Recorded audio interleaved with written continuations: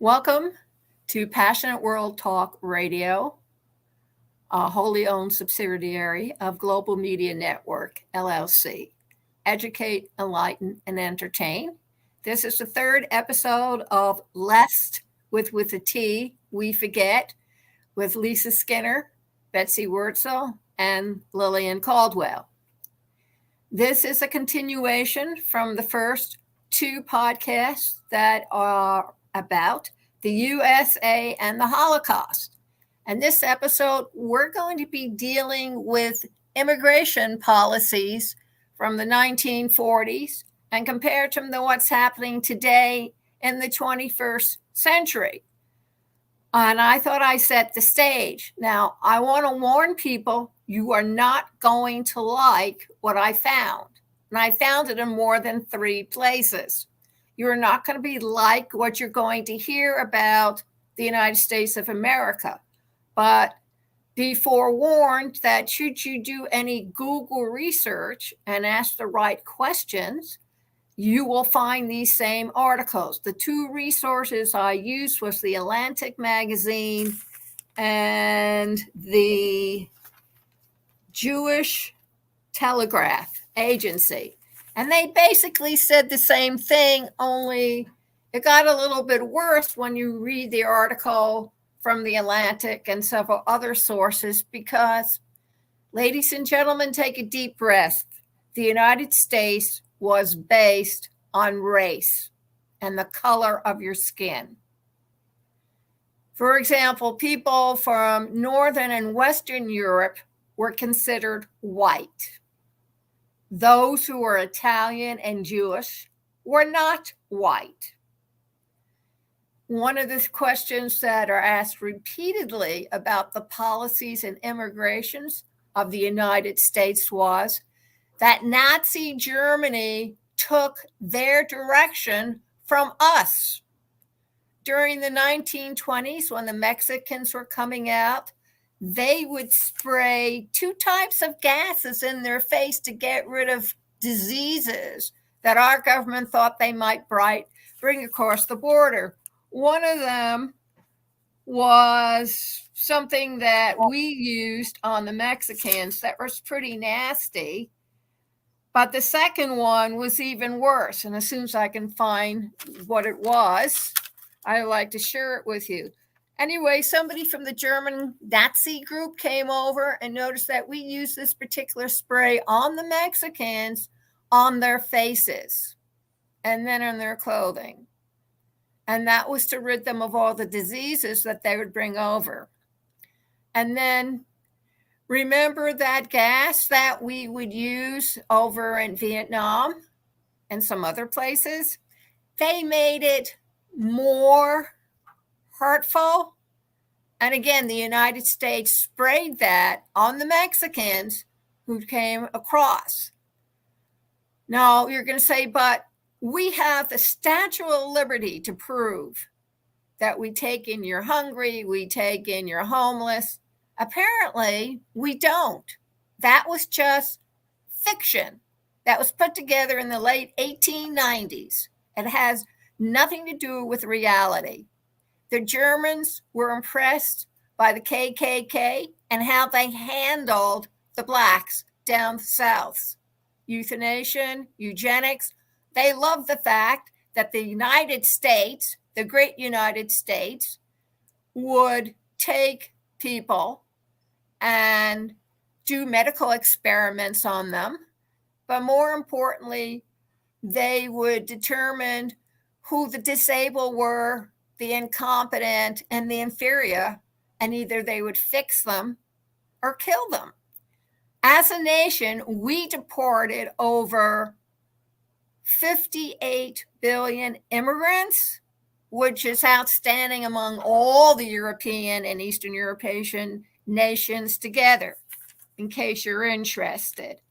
And the fact of the matter is the policies of immigration has only recently changed with Biden, but he's having trouble because we as a people come from, yes, you guessed it, Europe. And even the good Puritans, when they came over, did not want non-white people in their country. If you read the rhetoric of our founding fathers, they pretty much say, unless there's somebody that we feel they are equal with and we like, we don't want in this country. And as all women know, the freedom to vote and the freedom to divorce laid with the men. It had nothing to do with women. So don't even think that women were part of the great white assembly in Philadelphia for when they wrote the Declaration of Independence. It had nothing to do with women. Absolutely none. So between the white race and a superior white race, that is what the United States wanted, a superior white race. Who does that remind you of? Hitler? Because Hitler gave high marks to Roosevelt for gassing the Mexicans that came up between 1917 and through the 40s. He thought that was fantastic. And when he learned that we were using that to de-germ them, he decided to take it one step further and just kill them. So the next time your kid asks you what the United States stands for, please don't tell them it stands for truth, liberty, and the American way. Because in truth, all these South American countries had the United States fiddle and interfere with their political history of their country. And who did we help? The United States government helped the wealthy and the powerful. I mean, even former President Trump helped a dictator because he and the dictator related to each other. He couldn't care about the common people. So the next time you start complaining about these immigrants coming up, just realize that thanks to your previous 20th century government, they are where they are today because we made it possible to have to leave their country because of what we did. So now we have racism, all color white, and wealth and power. And those are the three things that the United States stands for.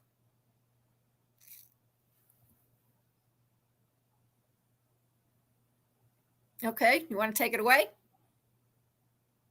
Sure. Good. Betsy, did you want to go or?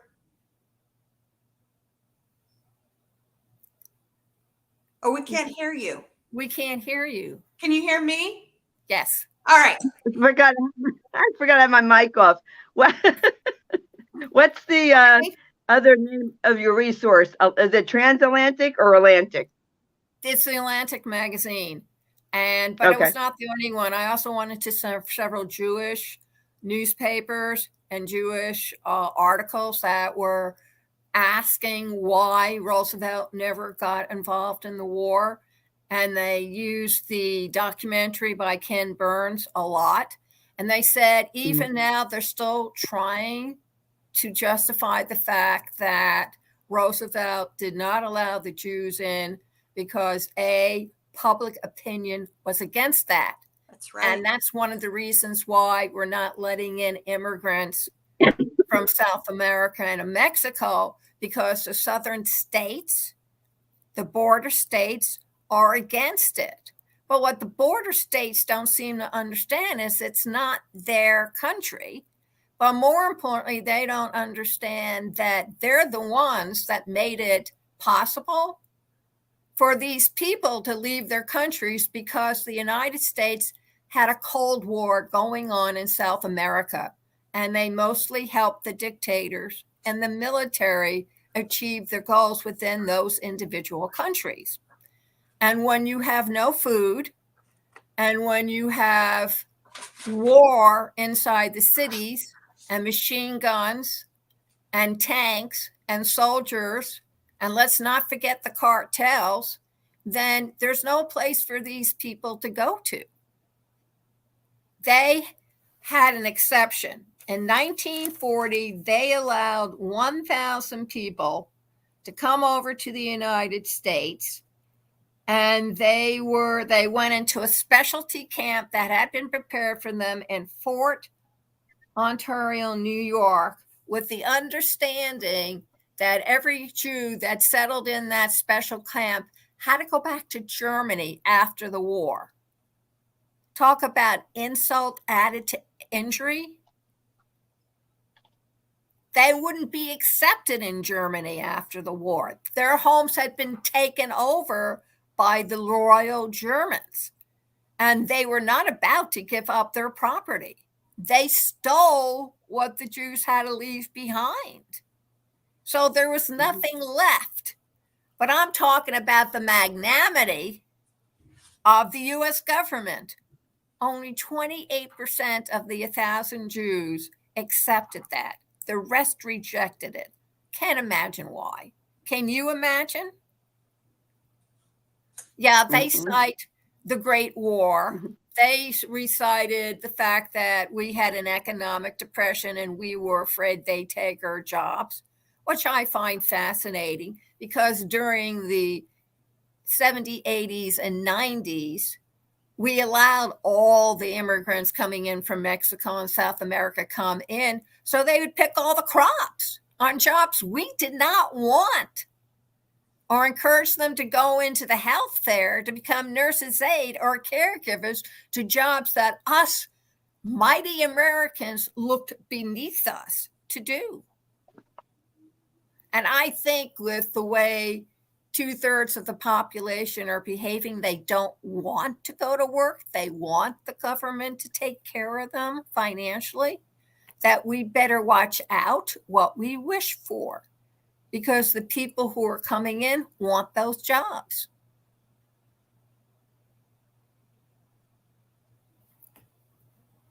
I mean, I was brought up to respect the United States, to respect the founding fathers. We got the Statue of Liberty from France. We did a good job of fooling them, didn't we?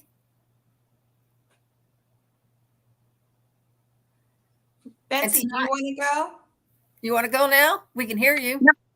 No, I'll go last. Okay. So I want y'all to know this is really kind of mind-blowing because we do not get together before our broadcast. Lillian is doing her research, Betsy's doing her research, and I'm doing my research independent of the other two, and none of us know what each other is going to talk about. And what's kind of mind-blowing is the information that I have discovered completely supports what Lillian just told you, but from different resources. But they're all saying the same thing. So let me share with you what I have uncovered. And it's like really fascinating. I'm going to be reading this from my notes, so bear with me. In 1965, the percentage of immigrants in the U.S. was only 4.4%. That's like nothing. But today, thanks in large part to the Immigration Act of 1965, which abolished the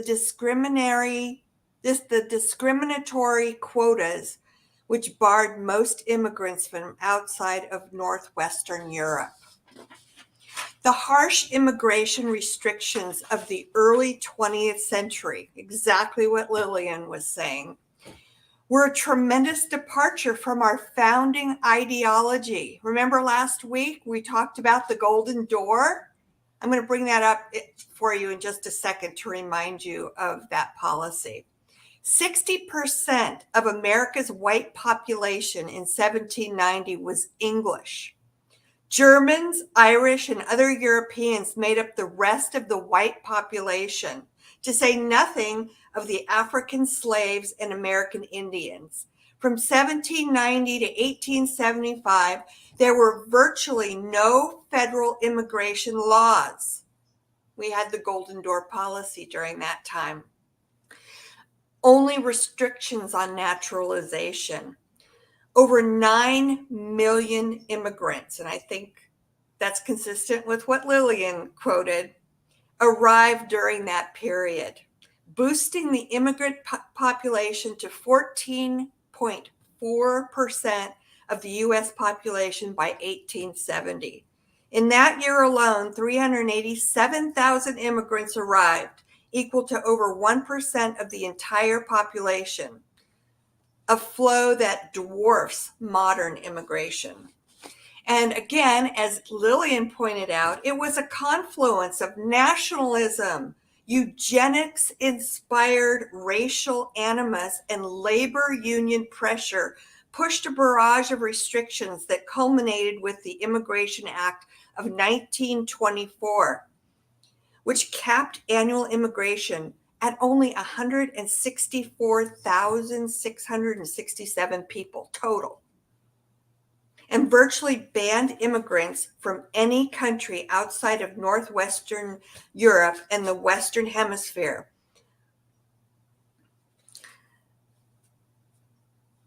Prescott Hall, the co-founder of the Immigration Restriction League that concocted this scheme and lobbied for years, wrote, "Do we want this country to be peopled by British, German, and Scandinavian stock, or by Slav, Latin, and Asiatic races historically downtrodden and stagnant?"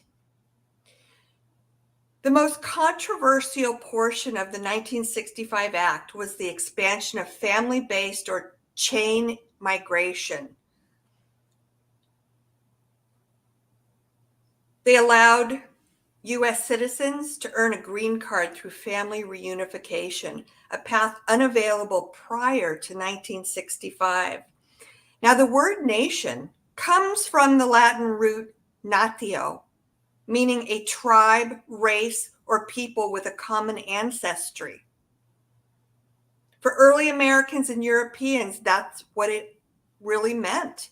But thanks to America's immigration-induced diversity, nation has become a synonym for country. Anyone who shares civic values, believes in hard work, and learns English can come to the U.S. The U.S. began regulating immigration soon after it won independence from Great Britain, and the laws since enacted have reflected the politics and migrant flows of the times. Early legislation tended to impose limits that favored Europeans, exactly what Lillian said, but a sweeping 1965 law opened doors to immigrants from other parts of the world. In more recent years, laws and presidential actions have been what has shaped our immigration laws by concerns about refugees, unauthorized immigration, and terrorism. You know, Ellis Island was the Golden Door for decades in Jersey City to America from 1892 to 1954. All Europeans were eligible for citizenship once they passed through Ellis Island, a right denied to Asians until the mid-1940s. Starting in 1875, a series of restrictions on immigration were enacted. They included bans on criminals, people with contagious diseases, polygamists, anarchists, beggars, and importers of prostitution. Other restrictions targeted the rising number of Asian immigrants, first limiting migration from China and later banning immigration from most Asian countries. By the early 1900s, the nation's predominant immigration flow shifted away from Northern and Western European nations and towards Southern and Eastern Europe. In response, laws were passed in 1921 and 1924 to try to restore earlier immigration patterns by capping total annual immigration and imposing numerical quotas based on immigrant nationality that favored Northern and Western European countries. Long-standing immigration restrictions began to crumble in 1943 when a law allowed a limited number of Chinese to immigrate to the U.S. In 1952, legislation allowed a limited number of visas for other Asians, and race was formally removed as grounds for exclusion. Although a presidential commission recommended scrapping the national origins quota system, but Congress did not go along with that.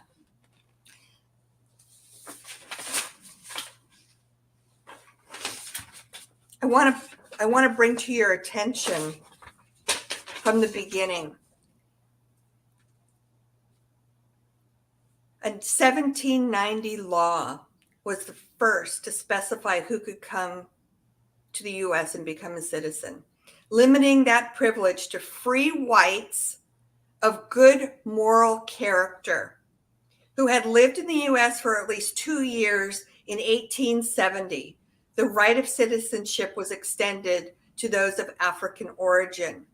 So my question here is, what was their criteria back then for good moral character? What was the litmus test for that? I don't know. I haven't been able to find out what that exactly involved, but how many immigrants do you think would be granted citizenship today if that was still the standard? Think about that.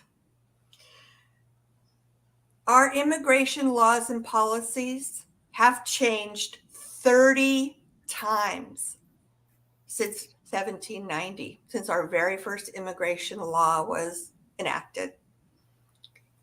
It changed 8 times from 1790 to 1891. From 1903 to 1996, it changed 17 times. And I imagine that the reason why it changed so many times during that period of time was because we had so many wars going on during that time. We had World War I, we had World War II, we had the Korean War, we had the Vietnam War, and so on and so forth. And every single policy that I looked up that changed during that time had to do with an ethnicity and a race.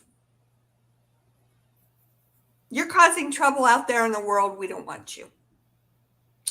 And then between 2002 and 2014, it changed only 5 times. And I think there has been some recent changes, like Lillian mentioned, based on Biden's policy. But from 2015 to the current last year, I believe, it really hadn't changed dramatically. So all this really is clear evidence that our immigration policies are based on political motivations, racial motivations. I have the information right here that talks about every single policy that has been enacted in the United States since 1790 and how it's changed. And maybe next episode, if people are interested, we can go into more detail about what the policies have been and how they changed based on what was going on in the world or in the US. But it has changed 30 times. So anyway, very consistent information with what Lillian researched.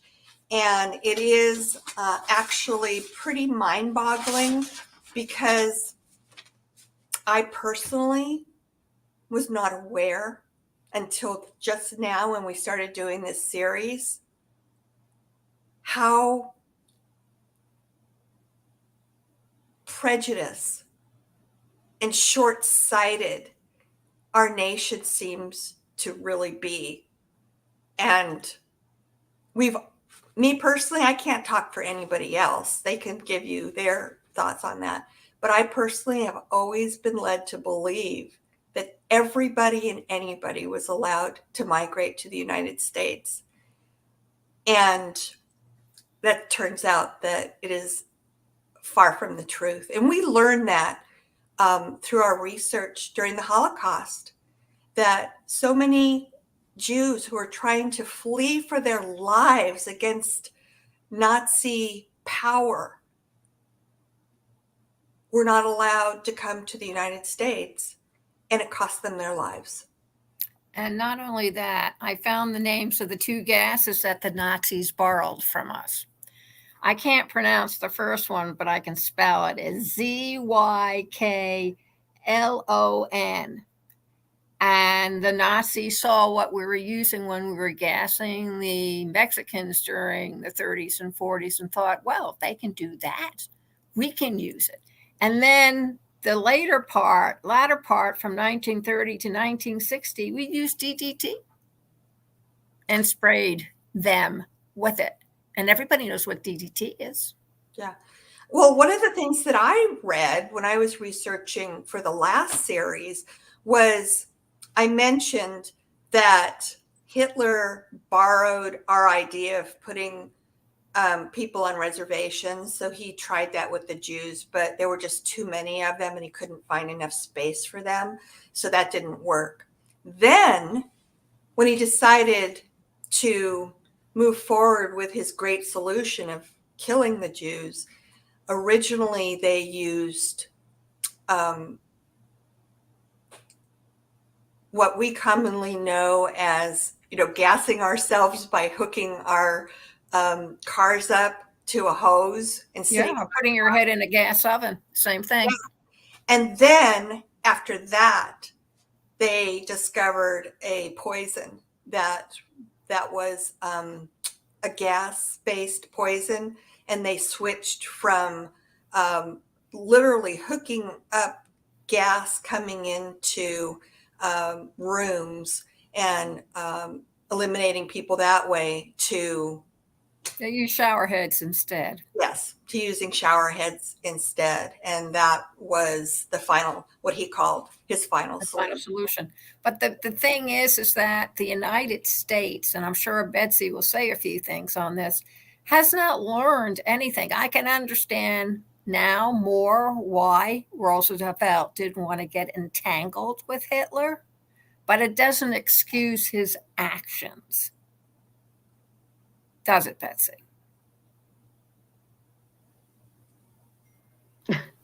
My connection keeps freezing, Lily, and I didn't hear the last what you said. I said that we didn't seem to change our position on immigration, and that Hitler was all too eager to see what the new country could do. And he found that we were just as bad as he was. The only difference being he was doing it partly because of religion, but the rest was in support of a superior white race, which is what the United States is doing. Comment, please. Yes. Well, I'll tell you what, I am blown away by the information that you and Lisa gave. So thank you very much for that. I did not do intensive research. I'm going to just give my history, like my opinion.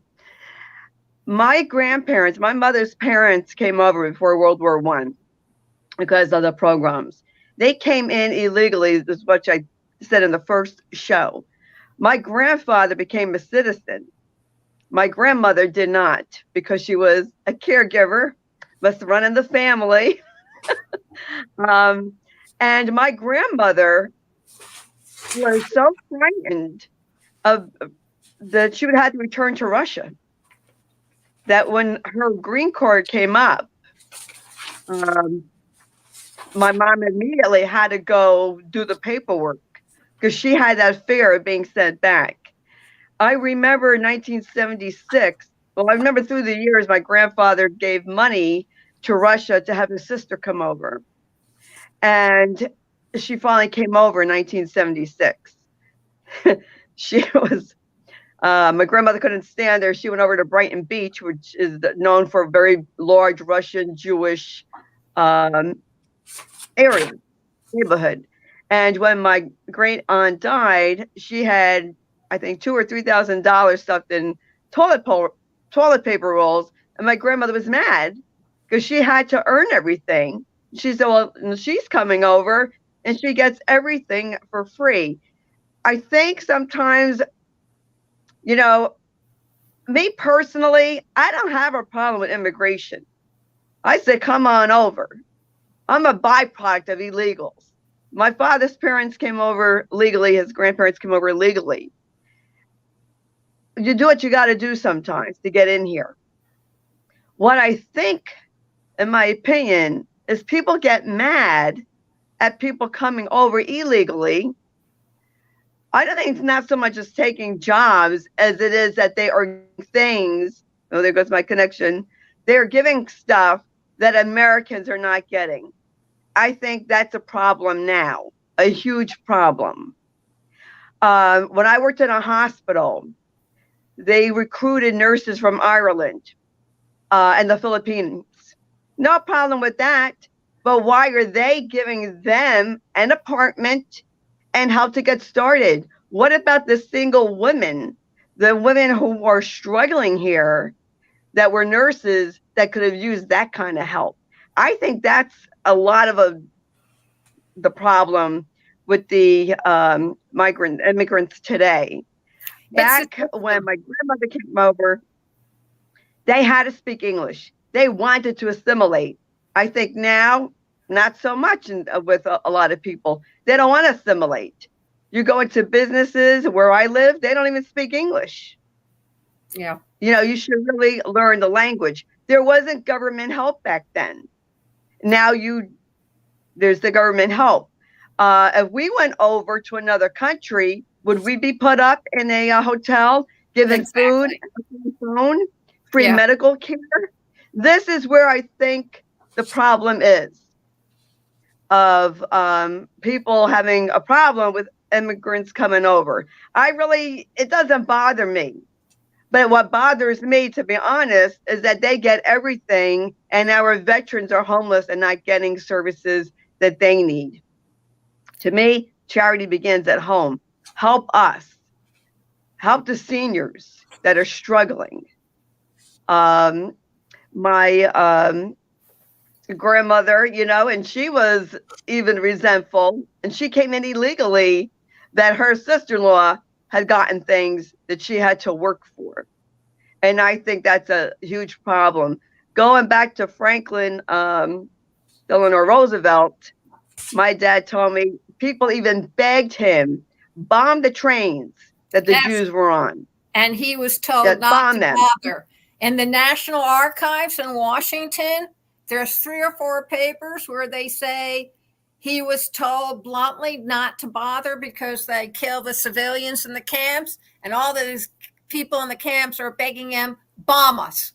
We're already dead, most of us over here, so you bombing us is not going to make a difference. It will make us happy that you are at least caring for us. And I think that was the number one thing that bothered the hell out of the Jews, was that the United States was so disdainful and that they were more afraid of showing that they had a heart and to do something to help the Jews. Because in most of the papers I read for studying for the research for today's episode, they all said the same thing. Roosevelt was afraid of public opinion.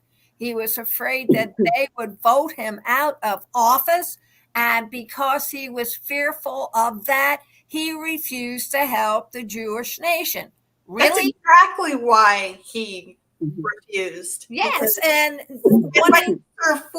he was reelected 3 times going on to a third. Yeah. No, he was in his 4th administration when he passed away. Yes. He was voted into office 4 different times, back to back. Yes. But I want to just kind of piggyback on something that Betsy said about, if we look at the landscape of immigration today and how people are very resistant to assimilating into our culture. And I don't even know if we understand what our culture is, because it's such a mixture of so many different cultures. But this is really interesting. The 1917 Immigration Act, also known as Asiatic Barred Zone Act, banned immigration from most Asian countries except the Philippines because it was a U.S. colony. But what I found interesting about this, the required immigrants over the age of 16 had to demonstrate an ability to read basic English. So, in other words, in order to be assimilated, they had to at least take the steps so that when they came to the country, they were at least able to understand the language. And that was a requirement. That was back in 1917 that was enacted. Is that happening today? No. And I also think that what people don't seem to understand is that the reason why we're having a massive influx of people is because of what we have done as a nation politically. I mean, you can blame Hitler for a lot of things, but you can't blame him going into other countries and doing their politics before he started the war, right? The United States was down in South America during the 60s, 70s, 80s, and 90s. You all read about the different deals that the CIA, the FBI, and the US government did with the different dictators that came up through the ranks. And not one of them did the United States say, "Thou shalt not kill your poor. Thou shalt not gun them down. Thou shalt not take the kids and put them into soldiers at the age of 12. You don't hear anything like that. All you hear about is that even Hillary Clinton was involved in this when she was as Secretary of State. The bottom line is the United States is only concerned about wealth, purity, and how much power they can leverage. And let's face it, that's not too far away from Hitler and his 1,000-year reign, or Russia with Putin going into the Ukraine, or China wanting to claim Singapore. It's all related, and it all comes down to the point where man, because I don't see too many women in high power seats at the moment, make the decision because their egos are tied up with what they want to do militarily. It's called empires. So they haven't changed. This is not, no. And since 1776, when this country was officially put together or designed, we've seen, now that we've all done this exhilarating research, it just keeps getting worse and worse and worse. I think the big question is, will it change? Can it change? Should it change? Because it seems like it's becoming more and more extreme as time goes on. And I think the history of what I've read substantiates that. So would you agree that maybe... You know what always baffled me? It always baffled me that, everyone is either where country they came from, right? Irish, Japanese, Chinese, wherever you came from, Polish. Why is it with Jews, you're a Jew?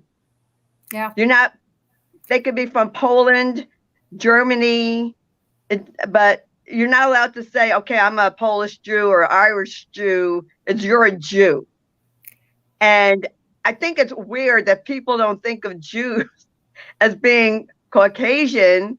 How come when there's when they had the surveys that you fill out, what nationality you are, ethnic background. They don't have Jewish down there. No. There was an I just that that I found in my research. Asians were the exception, and I agree totally with what you're saying, Betsy. It seems like the Jews are considered to be a completely separate race of people. It's a religion, and they come from all over the world. But the exception to what you're saying is there was a restriction on Asian immigration that we've talked about the last couple episodes. In 1882, Asians weren't even allowed to come into this country. And then they eased up on that, but there was a very strict limitation of how many Asians could come to this country. But it wasn't exclusive to coming from Asia. If you lived in England and you were of Asian ancestry, you were included in that quota. So being Asian is like being a Jew, that if you fall into that category, they're not just excluding you because they don't want you coming from one single country. They just don't want you coming, period, if you fit into that bucket. And that was actually an immigration law. Same kind of segregation that they did down south. That even if you had 0.5% of white blood in you, but your parents were black, you were black. Didn't matter. And I think that is a race problem, a race prejudice of how people view other people. My son has quarter Penobscot Indian blood. And yet when we lived down in Houston, he was an Indian, lazy, shiftless. He'll become a drunk. I'm not going to tell you some of the things they said that would happen to my little boy, because that was their attitude. Didn't matter that he wasn't red looking. He had bronze skin. He matured faster than the other kids, but he was still an Indian. Lazily, shiftless. I had to listen to it. He came home with his face cleated quite a few times. He wasn't white. He didn't deserve to be in the same school. He didn't deserve to sit at the same chair in the cafeteria with other white kids. Discrimination is discrimination. And it doesn't matter whether you're Jewish or a Native American Indian, or if you're black or Italian. If somebody has made up their mind and repeats it enough times, they believe it. And if you teach it from one generation to the next, they will believe it too. Well, we're seeing the prevalence of that today. Yes. With African Americans. Back in the earlier part of the 20th century, it was illegal in several of the southern states for anybody to marry somebody, even if they looked like they had white skin, if they had even a drop of African American blood in Or them. Jewish blood. Down south, they had signs that says no niggers or Jews. In some parts of the South, that's still happening. In some parts of the South, it is still happening. Ben's children are half Chinese. They've been discriminated ever since they've been in junior high. Their own teachers discriminate against them. And I personally think one of the worst atrocities that we have seen in our United States history, and that's a separate conversation, another episode. Yeah, that's another month, folks, maybe March. American Indian. Yeah. We wiped out an entire culture of people because we wanted to own and rule the land that they didn't own. They're stewards. Yeah. They didn't believe in owning the land. It was God's land, and they felt privileged to be able to just be part of it and hunt for their food and live there. And we were so greedy and so selfish that we had to figure out a way to complete genocide on this entire race of people because we wanted that land. Money, wealth, race. The fruit doesn't fall far from the tree. So if any of our listeners have any opinions or they would like to make some comments, you can DM me at pwrnetworkllc@gmail.com. You can DM Lisa Skinner at dementiawhisperer1@gmail.com. And I wanted to let you know where my information came from for today's episode. I'm quoting information that I found from the Cato, CATO Commentary Institute. And the author of the article that I was quoting from was Tom Alex Nowrasteh. And then part of my information came from the Pew, PEW Research Center. There's several articles that I found on the internet from the Pew Research Center. And they all say the same thing. They really do. I think that we've all agreed that if we find this information in at least 3 independent sources, we find that the information continues to be very consistent. Absolutely. So I found the article by Caitlin, Caitlin Dickerson at the Atlantic magazine. I found some of it at Wikipedia, which is a compilation of many materials put together as a digital encyclopedia. And the rest I got from the Jewish Telegraph Agency. All you need to do is put in those words and you will find it, the information. And if you go down Google, every single one of the articles dealing with the Jewish and the Jews and the Holocaust and the policies of the 1940s in the U.S. and the policies of the U.S. now in the 21st century, they all agree. They all took a lot of their information from Ken Burns' documentary. And some of the information, if you go to the Freedom Information Act, you can find it in the records of the presidents of what they did and what they did not do with immigration. Plus, there's several senators who were quite upset that the United States was not what they said they were.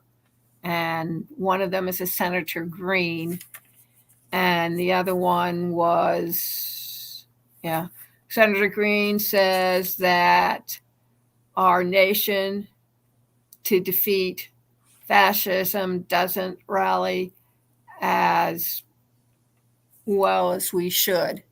And in other words, we say the fascists are doing bad things in Germany, but we're doing absolutely nothing about it because we're afraid to. One of the things that I'd like to add, because I also used Ken Burns' documentary to cite some of the things that I've been discussing on the last couple of episodes. And his documentary is America and the Holocaust in the U.S., plus a couple books that I found. It said in all 3 of those resources that this information is fairly recent. It's been only recently discovered by finding diaries and files and memoirs from people who lived during the Holocaust.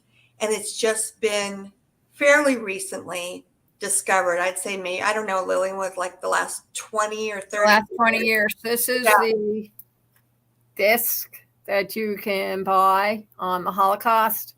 So Ken Burns said that, and the other 2 books that I got my information from, they all stated This is fairly recent information. Yeah, this is new history, but I think it's because the records have been open, and since the U.S. government now allows you to go into its records, whether it's the military or what previous presidents have said, I think it's very important for people to realize that yes, compared to the rest of the world, the United States is a wonderful country. But please take the United States off its pedestal. It's not a god. Probably explains why all of us, Yes, we're all baby boomers here, grew up believing that the United States was, so fair and so generous to anybody who wanted to come. And now that this new information has been uncovered and revealed, we're finding out it's a completely different story. and you have to understand that us baby boomers came when television first was used. So the information was finally being passed along. They only did so much with the radio, which was also then used during the 30s. But TV really opened up the world. Actually, World War II opened up the world to us. Previous to that, we were in an isolation period because we did not know what was going on in the rest of the world. And I think it really shocked our soldiers, who were mere fathers, husbands, regular people, not a standing army, not the kind we have today. They were shocked to see what was going on in other countries with the government and with the behavior and the culture.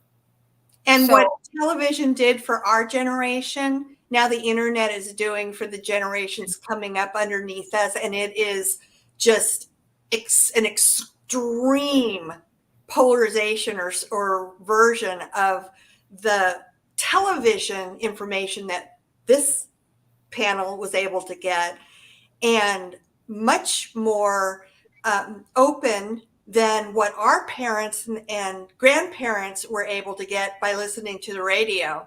And before that, it was telegraphs and, Pony Express. Pony Express. So I think that really explains pretty profoundly how we do have access to so much more information now is because of modern technology, and it is exploding. It has exploded. It has exploded. For our audience, we want to thank you for joining us today at Passionate World Talk Radio. And you can find us on all social media. Plus, you will soon be hearing us on a terrestrial radio station in Atlanta, Georgia. We'll be here twice a week for 1 hour. Mondays from 10 a.m. to 11 and Wednesday from 10 a.m. to 11. Next time I'll make sure I can post it where you can start listening in. Our first program airs April 1st. So please come into our website, passionateworldtalkradio.com. On the blog, the audio and video will be posted. The video will be posted on YouTube, Facebook, LinkedIn, Twitter, you name it. We will probably show up on it. Words to the wise, Spotify and Amazon now has video, so you'll also see this video up there. And we want to thank you for listening. Last word before Betsy gives her information out is that if you have something in your history, or your grandparents may have passed along some kind of historical atrocity that they were a part of, and you wanted prodded, poked, and exposed, let us know so we can get it out into the open, because as long as it remains in the dark, it will never be resolved. Mm-hmm. But if you bring it out and expose it and keep on talking about it, chances are a solution will be found. Betsy. Yes, I have to say this while I don't forget.